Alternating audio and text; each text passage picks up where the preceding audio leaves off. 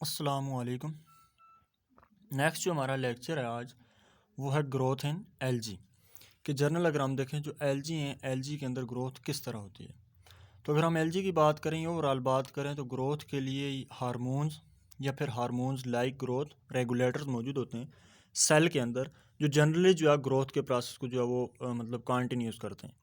तो ओवरऑल अगर हम देखें जो मल्टी सेलुलर ऑर्गेनिजम्स हैं मल्टी सेलुलर ऑर्गेनिज्म यानी वो वाले ऑर्गेनिजम्स या वो वाले मेंबर्स एलजी के जिनमें एक से ज़्यादा सेल्स मौजूद होते हैं उनके अंदर जो ग्रोथ की टाइप्स हैं या ग्रोथ की फॉर्म्स हैं वो दो तरह की ग्रोथ होती है। एक को हम जनरलाइज ग्रोथ का नाम देते हैं और जो दूसरी टाइप का ग्रोथ उसको हम लोकलाइज ग्रोथ का नाम देते हैं।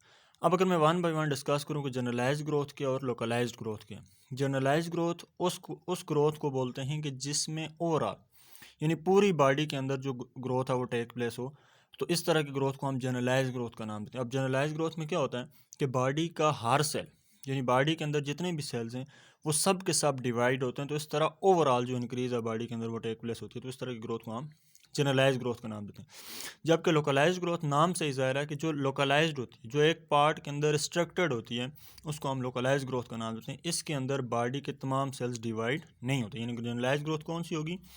Generalized growth takes place throughout the body. In generalized growth, all the cells of the organism divide, so there is an overall increase in the size of plant. For example, Alva यानी Alva जो LG इसके अंदर अगर हम देखें तो कौन सी growth होती है? Generalise growth. लोकलाइज ग्रोथ मैंने क्या कहा कि वो वाली ग्रोथ जिसमें एक रिस्ट्रिक्टेड पार्ट के अंदर ही डिवीजन हो सेल्स की, सारे पार्ट्स डिवाइड ना हो, तो उसको हम नाम देते हैं लोकलाइज ग्रोथ। अमूमन अगर देखा जाए जो लोकलाइज ग्रोथ है लोकलाइज ग्रोथ तीन तरह की होती है। एक को हम नाम देते हैं एपिकल ग्रोथ, दूसरे को हम नाम देते हैं बेसल ग्रोथ और थर्ड वन हम नाम देते हैं एंटरक्लेरी ग्रोथ।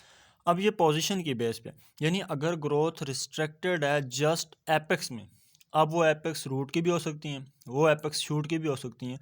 तो मतलब अगर सेल्स सिर्फ एपेक्स ऑफ रूट और एपेक्स ऑफ शूट वाले डिवाइड हो रहे हैं वहीं पे डिवीजन हो रही है तो उसका मतलब ग्रोथ भी वहीं पे होगी।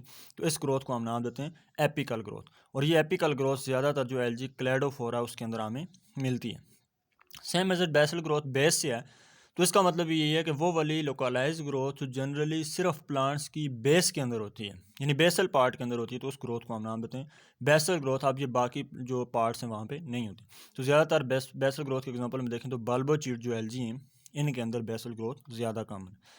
थर्ड वन अगर हम बात करें लोकलाइज ग्रोथ की तो वो आ जाती है एंटरक्लेरी ग्रोथ। अब एंटरक्लेरी ग्रोथ उस ग्रोथ को बोलते हैं जो विद इन द पार्ट्स कहीं पे हो यानी बॉडी के ना टेप्स पे हो ना अगर हम देखें बेस पे हो बल्कि दरमियान वाले कहीं रीजन पे फिक्स्ड हो रिस्ट्रिक्टेड हो, उसको हम नाम देते हैं एंटरक्लेरी ग्रोथ। यानी it is seen in one और many intercalary region in restricted neither at the base nor at the neither at the apex sorry nor at the base. यानी ना ही ये एपेक्स पे हो और ना ही बेस पे हो। तो इस तरह की जो ग्रोथ है उस ग्रोथ को हम नाम देते हैं एंटरक्लेरी ग्रोथ। और ये ज़्यादातर जो एलजी ओडोगोनियम है ओडोगोनियम के अंदर देखा गया। वस्सलाम।